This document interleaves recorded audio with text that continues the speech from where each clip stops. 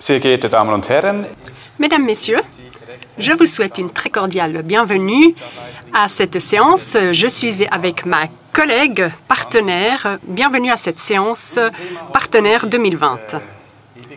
Nous allons parler aujourd'hui du ECCC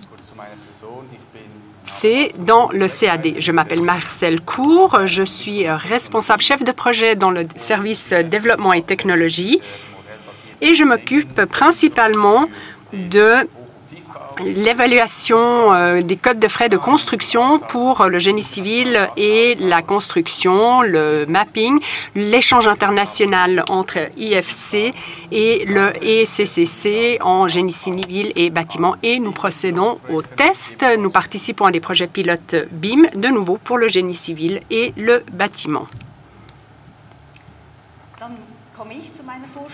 À mon tour de me présenter, je m'appelle Marat Daskali, je suis chef de projet dans le service développement et technologie et mes principales tâches se focalisent sur le génie civil et le bâtiment.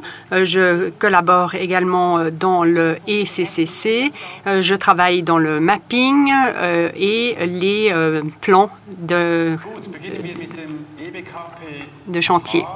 Commençons par le ECCC et la révision 2020. Peut-être que vous avez entendu parler du fait que cette norme a été révisée cette année et qu'à partir de janvier 2021, elle existera aussi bien en version imprimée qu'en version numérique.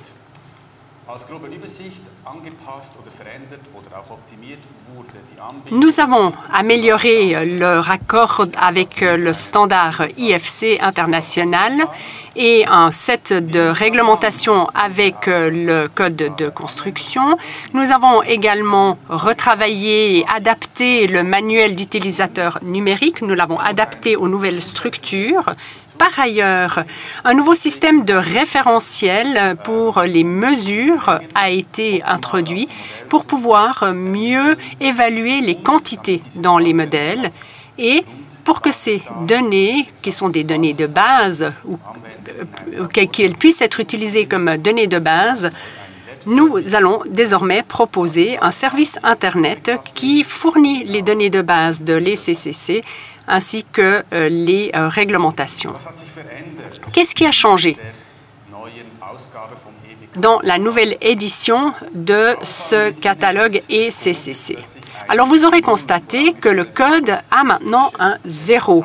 Entre la lettre et le chiffre, un 0 a été ajouté. C'est probablement la principale innovation qui vous sautera aux yeux.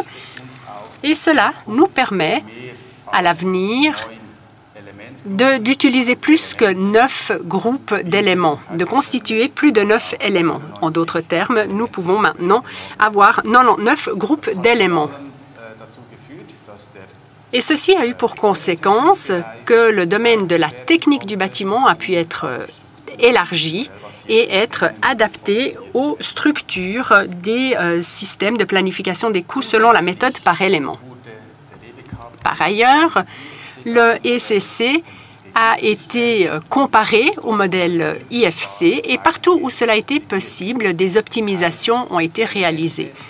Les éléments, désormais, se basent également sur le schéma IFC, ce qui présente un avantage considérable. En effet, les éléments peuvent également être évalués, les quantités peuvent être évaluées par les surfaces ou les mesures.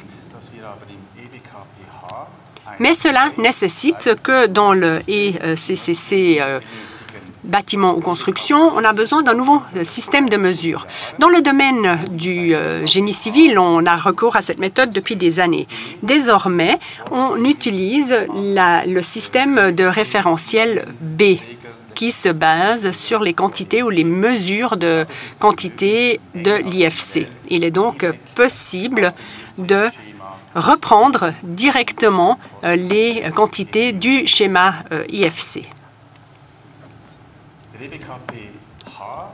Le ECCC bâtiment est utilisé principalement en Suisse à l'heure actuelle, mais il est de plus en plus apprécié également dans d'autres régions linguistiques, ce qui a eu pour conséquence qu'en plus d'une version allemande, française et italienne, nous proposons également une version en anglais. Il est mis à disposition en anglais, notamment parce que les références, le système de référentiel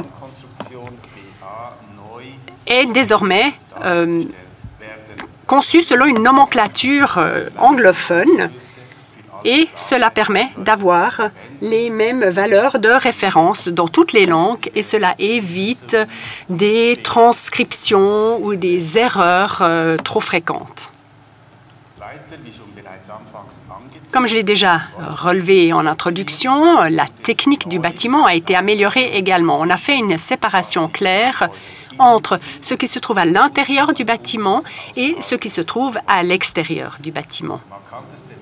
Le changement le plus frappant dans ce contexte, c'est que désormais les canalisations ne font plus partie de la construction, ne sont donc plus dans le registre C, mais étant donné qu'il s'agit de travaux qui ont lieu principalement à l'extérieur du bâtiment, ils ont été donc rattachés à la catégorie B.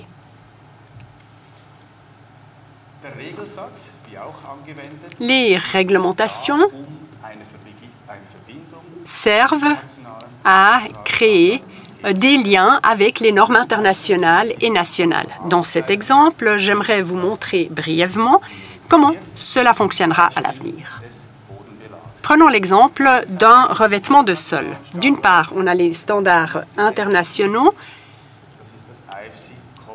avec le IFC Covering et d'autre part, les normes ou les standards nationaux, le G02.02, qui correspond au revêtement de sol.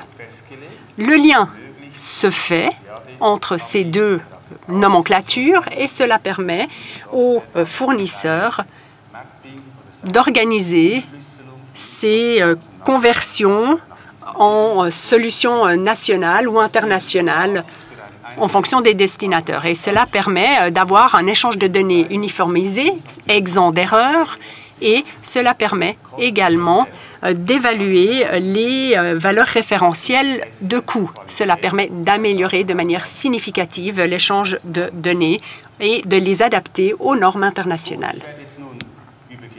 Je vais maintenant donner la parole à ma collègue, Mara Dascoli, qui va vous présenter quelques développements supplémentaires que nous sommes en train de réaliser dans notre département développement. Merci de votre attention. Merci beaucoup, Marcel. À mon tour de vous présenter quelques sujets et quelques produits supplémentaires. Il y a d'abord le Web Service dans CAD. Nous avons une connexion Internet qui permet un échange numérique entre différents lots de données dans différents logiciels d'auteur, ce qui va tout à fait dans la tendance actuelle, le principe de chercher. Donc, on peut aller se procurer des données. Nous avons également développé des règles générales avec pour objectif que l'offre et la demande soient en cohérence et toutes ces informations sont téléchargeables.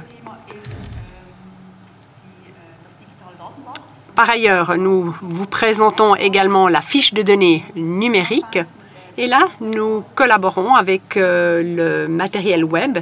Différents lots de données et données sont mis à disposition pour réaliser des comparaisons.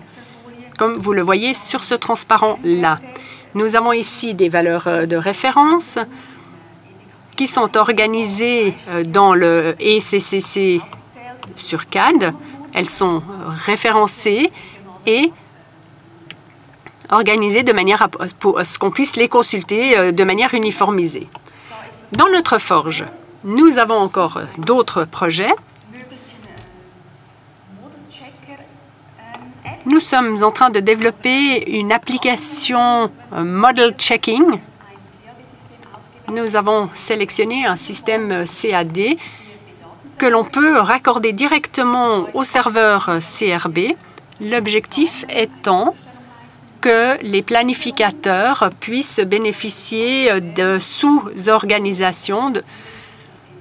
Et le but, d'ici la fin de l'année, serait d'avoir déjà une première version de démonstration.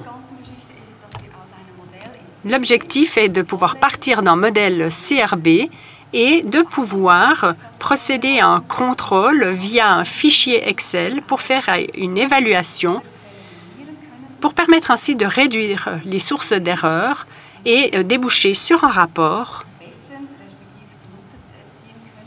que l'on peut utiliser pour faire des améliorations et avoir aussi un contrôle qualité. Je vous remercie de votre attention. Marcel me rejoint, s'associe à moi pour vous remercier. Nous nous réjouissons d'ores et déjà des questions que vous allez nous poser pendant la demi-heure à suivre. Merci de votre attention et au revoir.